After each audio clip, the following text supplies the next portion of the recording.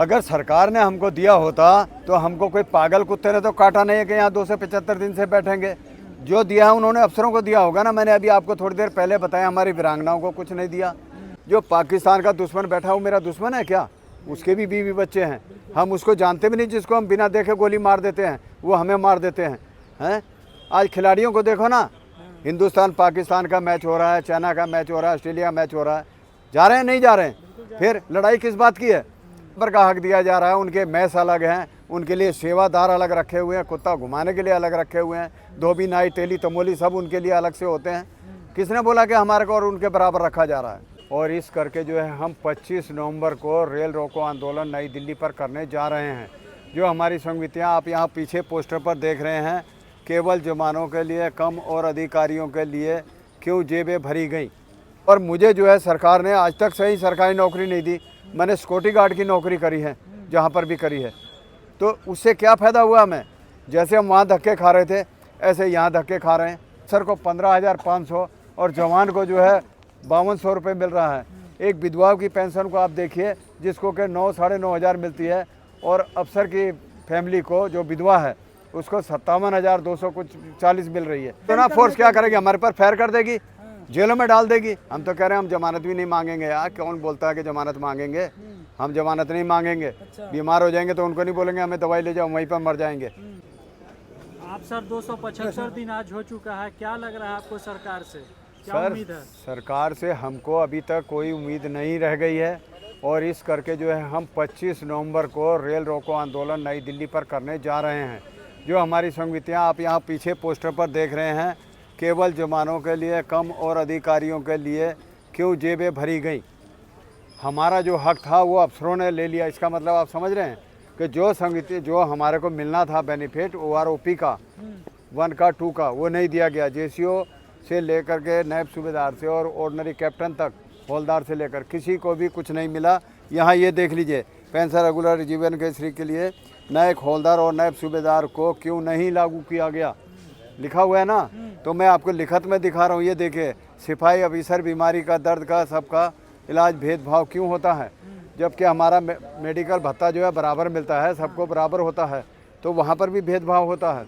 अब ये MSP पे का देखिए कि सबसे ज़्यादा जो है जवान जोखिम में जाता है। एक अफसर है, मान लो कि ये कैप्टन साहब है हमारे, तो इनके साथ जो है ना एक सीनियर कैप्टन मेजर साहब भी होंगे या कर्नल साहब होंगे, और ये अगर हमारे साथ कहीं जा रहे हैं तो 3 जवान इनके साथ पहले इनकी प्रोटेक्शन में होंगे। तो सबसे पहले आप ये देखिए कि सीने पर गोली जवान खाता है या कि ये अफसर खाता है। आज अफसर को 15,500 और जवान को जो है 5200 रुपये मिल रहा है। एक विधवा की पेंशन को आप देखिए, जिसको कि 9 साढ़े 9 हज़ार मिलती है, और अफसर की फैमिली को जो विधवा है उसको 57,200 कुछ 40 मिल रही है। तो ये भेदभाव क्यों हो रहा है? सारा अफसरों ने हमारे बीच में ऐसा किया है, जो कि अफसर के और जवानों के बीच में आज खाई खुद गई है। इसलिए जवान अपनी जगह पर सही हैं, और जवान आज जो है 275 दिन से यहाँ धरने पर बैठे हैं। अब अति हो चुकी है, इसलिए हम सरकार से यही चाह रहे थे कि हमारी बातों को सुन ले, कोई नुमाइंदा आ जाए, हमारी संगतियों को दूर करे, लेकिन सरकार के कान पर कोई जूं तक नहीं रहेंगी।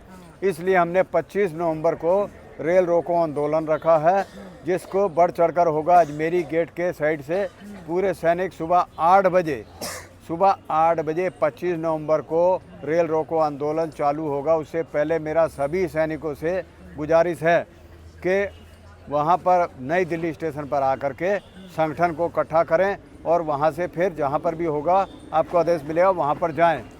और राजस्थान में जो 25 तारीख को चुनाव होना है, मैं पूर्व सैनिकों से निवेदन करता हूं कि 25 नवंबर को अपना विचार बदल करके सरकार को हिला करके रखना है। जिसको वोट दें, मैं नहीं बोलूँगा कि आप किसको क्या देंगे। सरकार ने जैसे आज की संगतियां पैदा की हैं, इसी किस्म से सरकार के साथ हमको बर्ताव करना पड़ेगा। दावे करती है कि सैनिकों को पूरा हक दिया जाता है, और आप लोग धरना कर रहे हैं यहाँ पे। अगर सरकार ने हमको दिया होता तो हमको कोई पागल कुत्ते ने तो काटा नहीं है कि यहाँ 275 दिन से बैठेंगे। जो दिया है उन्होंने अफसरों को दिया होगा ना। मैंने अभी आपको थोड़ी देर पहले बताया, हमारी वीरांगनाओं को कुछ नहीं दिया, वो विधवाओं को कुछ नहीं दिया। जो डिसेबिलिटी एक जवान के हाथ पैर कट गए हैं उसको 18,000 दे रहे हैं। अफसर को जो है 2.5 लाख रुपए दे रहे हैं। वो कौन सा हिसाब से दे रहे हैं? अफसरों ने सब कुछ ऐसे बना कर दे दिया। अगर हमारे जैसे मेडल का एक जवान को मेडल मिलता है, सेना मेडल मिलता है, दूसरा दीर्घ सेवा मेडल मिलता है, उसका जो भत्ता मिलता है वो सबको बराबर मिलता है। तो ये एमएसपी पे का भत्ता क्यों बराबर नहीं किया गया? एक नर्स है वो क्या बीपीटी करती है, पीटी करती है, लड़ाई में जाती है, जख्मी को उठाकर लाती है, उसको जो है 10,800 रुपये दिया जा रहा है, जवान को जो है 5200 रुपये दिया जा रहा है, और उसके बाद अगर हम पेंशन आ जाते हैं तो उसके बाद 2600 रुपया दिया जाता है। तो ये सरकार कहाँ का इंसाफ कर रही है? किसके लिए कर रही है? किसने किया ये? सर हमारे अफसरों ने करा है, खाई खोदा है। OROP पे क्या बोलेंगे?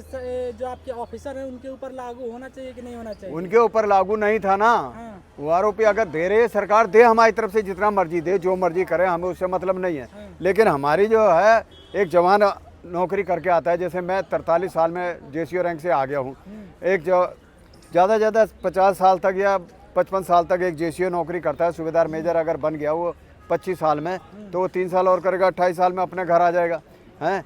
तो उसके तो पेंशन बिल्कुल ख़त्म कर रहे हैं, उसको दे नहीं रहे। अभी 4 साल के लिए भर्ती कर दिया, 4 साल में वो बच्चा 22 साल 18 साल में जाएगा, 22 साल में अपने घर आ जाएगा, कोई इसको चपरासी की नौकरी भी नहीं देगा। आप बोलते कि नौकरी मिलेगी। के लिए 11 लाख रुपए मुझे आज 26-27 साल हो गया रिटायर होकर के। मैं आपको बताऊं कि आपसे बड़े मेरे बच्चे हैं, और मुझे जो है सरकार ने आज तक सही सरकारी नौकरी नहीं दी। मैंने सिक्योरिटी गार्ड की नौकरी करी है, जहाँ पर भी करी है, तो उससे क्या फ़ायदा हुआ हमें? जैसे हम वहाँ धक्के खा रहे थे, ऐसे यहाँ धक्के खा रहे हैं। आप मेरी बात छोड़िए, ये देखिए ना, ये बुजुर्ग आदमी, ये भी मेरे रैंक के ही हैं, मेरे साथ के ही हैं। यह तो बोलते हैं कि हम कारगिल की लड़ाई भी लड़े हैं। भाई लड़ाई लड़ी है ना, तो लड़ाई लड़ी है, तो लड़ाई में तो हम गए हैं ना। लेकिन सर, कुछ लोग बोलते हैं कि अगर बराबर की पेंशन लेनी है तो तुम ऑफिसर क्यों नहीं बन जाते हो? अफसर का तो अलग है ना, ये भत्ते की बात है मेरी, अफसर की तनख्वाह की बात नहीं है। अफसर की बेसिक ज़्यादा है, उसको बेसिक ज़्यादा दो, उसके जो भी अलाउंस है वो उसको दो अलग से। हमें ये मतलब नहीं है कि आप अफसर को क्यों दे रहे हो, लेकिन जवान का पेट काट के क्यों दे रहे हो? जवान को जवान का हिस्सा दो ना, उसको उसका हक दो जवान का। जवान का हक तो नहीं दे रहे हैं। फिर अफसरों को राशन पहले फ्री नहीं था, अभी अफसरों का राशन फ्री है। पहले उनकी पेंशन जो है वो 33% थी, अभी उनकी पेंशन ज़्यादा कर दी। हमारी जो है 73% थी, हमारी काट के 50% कर दी। हाँ, तो फिर ये सरकार ने किया ना। बराबर का हक दिया जा रहा है, सेना में हो कहाँ किसको बराबर का हक दिया जा रहा है? उनके मैस अलग हैं, उनके लिए सेवादार अलग रखे हुए हैं, कुत्ता घुमाने के लिए अलग रखे हुए हैं, धोबी नाई तेली तमोली सब उनके लिए अलग से होते हैं। किसने बोला कि हमारे को और उनके बराबर रखा जा रहा है? हमारे जो हक है उनको दो ना। क्या लगता है कि जो आपकी हक है वो सरकार ले अगर सरकार नहीं मानेगी तो हमारा धरना ये आगे भी चलता रहेगा, चाहे 2 साल चले, 6 साल चले, 10 साल चले। हमने तो जीने मरने की कसम खाकर यहाँ बैठे हुए हैं। ठीक है, आज 275 हो गया, और सरकार ने जो है 6 तारीख को भी देखा होगा आपने, अभी 19 तारीख को मेरठ में जो है होमकार रैली कर रहे थे। वो कुछ एक सरकार के बिकाऊ हैं, अफसरों के बिकाऊ हैं। अब मैं मुँह से ऐसा गंदा शब्द नहीं बोलना चाहता हूँ जिस किस्म से वो सेना के साथ कर रहे हैं। वो यहाँ से दल बदलू हैं, पहले हमारे साथ भी खड़े हुए थे, यहाँ से 12.5 लाख रुपए लेकर के और तिगड़ी हो गए। आज वो अपने धरने अलग कर रहे हैं, कहीं यज्ञ कर रहे हैं। यज्ञ करने से कहीं किसी को हक मिलता है? भगवान के आगे वो मंदिर में जा करके 10 रुपये चढ़ा कर आता हूँ, भगवान पैसे नहीं देता है, पैसा मुझे मेरे कर्म से और मेरी हिम्मत से मिलेगा। मैं सोचूंगा अब शंकर भगवान को लोटा चढ़ा दो, पार्वती जी मुझे बता दो, मैं छलांग ऊपर से मार रहा हूँ, हनुमान जी मुझे बचा दो। हनुमान जी कहाँ बैठे, वो जब तक आएंगे तब तक तो मेरा भरता गिर के बन जाएगा। अबे भाई ये सरकार क्या कर रही है? हम तो ये पूछना चाहते हैं, तुम कम से कम इस आँख से तो एक साथ देखो। जो पाकिस्तान का दुश्मन बैठा वो मेरा दुश्मन है क्या? उसके भी बीवी बच्चे हैं, हम उसको जानते भी नहीं, जिसको हम बिना देखे गोली मार देते हैं वो हमें मार देते हैं। आज खिलाड़ियों को देखो ना, हिंदुस्तान पाकिस्तान का मैच हो रहा है, चाइना का मैच हो रहा है, ऑस्ट्रेलिया का मैच हो रहा है, जा रहे हैं नहीं जा रहे हैं? फिर लड़ाई किस बात की है? चाइना से आप सामान ले रहे हो, चाइना से आयात कर रहे हो, निर्यात कर रहे हो, बॉर्डरों पे जवानों को मरवा रहे हो। क्यों मरवा रहे हो? खाली जवान रह गया मरने के लिए? मैं नेताओं को बोलता हूँ अपने बच्चों को भेजो, नेताओं की पेंशन बंद करो जिनको आप 4-4 पेंशन दे रहे हो। बोलते देश घाटे में जा रहा है। आज 2 दिन के लिए एक MLA बनता है, उसको पेंशन लागू हो जाती है। फिर हमारी सरकार पता नहीं किस उसमें क्या बना रही है। आप इतना दिन से धरना पे बैठे हैं, तो आपके बड़े अधिकारी यहाँ पे कई बार आए मिलने के लिए। अरे हमारे से कोई मिलने नहीं आया, और ना ही हम अधिकारियों को यहाँ मांगते हैं। अगर उनको दम है तो आकर के सामने हमारे धरना करें, बात करें हमसे। बात क्यों नहीं करते वो? आकर के उस दिन जनरल सतवीर साहब यहाँ आए थे ना, वो सिर्फ उनके बिकाऊ जो थे, जो कि उनके अंधभक्त बने हुए हैं ना, जैसे मोदी सरकार के लिए बोलते हैं अंधभक्त आ गए हैं, उस किस्म से वो वहाँ बैठे। यहाँ पर हम बैठे थे, अगर उनके दिल में इतनी हौसला था, भाई साहब आप भी सुन रहे हैं ना, अगर आपके दिल में जगह है, आप वहाँ अगर बैठे हो, आपके बच्चे यहाँ बैठे हैं, उधर से बोल रहे हैं जवान जो है ये मेरे भाई हैं जो सामने बैठे हैं, तो आप एक बार इन जवानों को, भाइयों को आकर मिल देते कि भाई बच्चे क्या प्रॉब्लम आ गई आपको, आपके लिए हम खड़े हैं। वो है, उन्होंने भी करोड़ों रुपया कमाया, अब लगता है कि सरकार की ओर से वो कमा रहे हैं। 2,72,00,000 रुपया उन्होंने भी रखा हुआ है बैंक में, हमारा चंदा लेकर के 2013-14 में हमको दरी पर बैठाकर बिछा दिया। मैं एक दिन छोड़कर एक दिन दोपहर को एक ड्यूटी करता था सिक्योरिटी गार्ड के सोक होटल में, एक ड्यूटी वहाँ करता था, दूसरी यहाँ करता था। दोपहर की ड्यूटी वहाँ है तो रात की ड्यूटी मेरी यहाँ है। इस किस्म से हमने उनके साथ काम किया है। और उसके बाद उन्होंने जो अपना चिट्ठा बनाया, बोला साहब क्या, बोला आप चिंता मत करो, ये सब आप ही के लिए है। और उसके बाद सब अफसरों का हो गया, तभी तो हमारा धरना उसी समय अलग हुआ था। आप बैठे हैं और सरकार की तरफ से अभी तक कोई पहल नहीं की गई। सरदार की तरफ से पहल नहीं हुई है। 25 नवंबर को हम दिखाएंगे सरकार क्या करती है क्या नहीं करती है।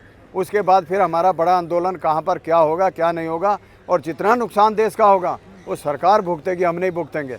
हमें तो यह है कि हमने तो मरना कल भी है आज भी है। बेटा मेरी तो उम्र हो गई है, 70 साल चल रही है, मुझे जीने मरने की कोई परवाह नहीं है। पूरी की पूरी फोर्स लगा रखी है पूरी दिल्ली में। अरे लगाने दो ना, फोर्स क्या करेगी, हमारे पर फायर कर देगी, जेलों में डाल देगी। हम तो कह रहे हैं हम जमानत भी नहीं मांगेंगे। यार कौन बोलता है कि जमानत मांगेंगे, हम जमानत नहीं मांगेंगे। बीमार हो जाएंगे तो उनको नहीं बोलेंगे हमें दवाई ले जाओ, वहीं पर मर जाएंगे। हम तो वो आदमी है। हमने ऐसे ऐसे फौजी हमारे साथ देखे जिनका पैर कट गया, गर्दन कट गई। आपने 1987 में जो है अक्टूबर 14 तारीख को जजीला कांड देखा होगा, 900 गाड़ियाँ दबी थी, उसके बीच में कितने बंदे मरे थे। हम लोगों ने उनके बसों में से जो है ना ऐसे फंसे हुए थे, किसी का हाथ काटा, किसी का पाँव काट काट के लाशों को निकाल करके लाकर जलाया। हमने वो दिन देखा है। तो सरकार सोचती है कि हमारे को ऐसे ही 4 पैसे दे रही है, हम कोई भीख नहीं मांग रहे, हमारा हक मांग रहे हैं। हम सरकार से आज भी गुजारिश करते हैं कि हमको जो है पूर्व सुप्रीम कोर्ट के 3 जजों की कमेटी बना दी जाए। हम आपसे कोई पैसा नहीं मांग रहे, कोई इंसाफ नहीं मांग रहे, कोई हाथ नहीं फैला रहे हैं। हमारे पास अगर सरकार आई थी भीख मांगने के लिए हमारे रेवाड़ी में, जो कि हर सैनिक को उल्लू बनाकर हमारे अफसरों ने और नेताओं ने हमारे से वोट लेकर के अपनी सरकार बना ली। आज EVM रखे हुए हैं, कल वोटिंग मोदी के नाम पर होगी, मोदी सरकार के नाम पर वो EVM निकल करके आ जाएंगे और सारे फील्ड होंगे और हो जाएगा। अगर ज़्यादा ही दम है इलेक्शन लड़ने का, आप बैलेट पेपर से इलेक्शन कराइए, पता लग जाएगा, दूध का दूध पानी हो जाएगा कि देश में कौन ईमानदार है, कौन सरकार चला रहा है, कौन क्या कर रहा है। 25 तारीख को आप महाधरना करने जा रहे हैं और जी। क्या लग रहा है कि क्या उम्मीद है सरकार? हमारी उम्मीद पूरी है, हम मरो या करो की स्थिति में जाएंगे वहाँ। हम किसी को, पब्लिक को नुकसान नहीं करेंगे, रेल का नुकसान नहीं करेंगे। हम सरकार से अपनी संगतियाँ दूर करने के लिए जा रहे हैं। उससे पहले 24 तारीख तक सरकार सुन लेगी तो ठीक है, नहीं तो 25 तारीख को तो हम हल्ला बोल वहाँ पर करेंगे। सरकार आपकी सुन नहीं रही है? सरकार बिल्कुल नहीं सुन रही है, इसीलिए तो हम बैठे हैं। ऑफिसर आपके सुन नहीं रहे हैं? ऑफिसर तो हम ऑफिसर के पास के लिए रोने जाएंगे? ऑफिसरों ने तो हमारा भट्टा बैठाया है। जो आपका संघर्ष कमेटी है, कई कमेटी, हमारी संघर्ष कमेटी जो है वो सबसे आगे और सबके साथ है। कई कमेटियों में टूट गई है, तो फिर आप अकेले? अरे भाई अकेली कमेटी नहीं है, अकेला जवान आपने देखा नहीं होगा। अरुणाचल में आपने नाम सुना है, जसवंत सिंह का नाम सुना है, जसवंत गढ़ के नाम से मशहूर है। वो अकेले जवान ने 72 घंटे चाइना से टक्कर ली है। 72 घंटे कम नहीं होते हैं, नहीं तो रंगिया जो है ना असम, वहाँ तक चाइना पहुँच गया होता। अच्छा, मोदी सरकार अगर आपकी बात नहीं सुनेगी तो फिर 2024 के इलेक्शन में कितना प्रभाव डाल पाएंगे आप? वो प्रभाव तो भाई पूरा डलेगा, प्रभाव जो है पूरे देश में ही डलेगा। अभी कल भी डलेगा, देख ला 25 तारीख को जो है राजस्थान में, और जो 5 स्टेटों के इलेक्शन हो रहे हैं उसमें भी डलेगा। जनता ने जो है उसमें छत्तीसगढ़ में जो है अभी भी काले झंडे दिखाए हैं मोदी सरकार की रैली में, और हर जगह अभी काले झंडे ही होंगे। और लाल झंडा तो अभी भी मैं दिखा सकता हूँ आपको, साथ में लेकर घूम रहा हूँ रेल रोकने के लिए। ठीक है, तो वह सबका सैनिक संघर्ष, सबका सैनिक संघर्ष जिंदाबाद, सबका सैनिक संघर्ष जिंदाबाद। भारत माता की जय। भारत माता की। बंद।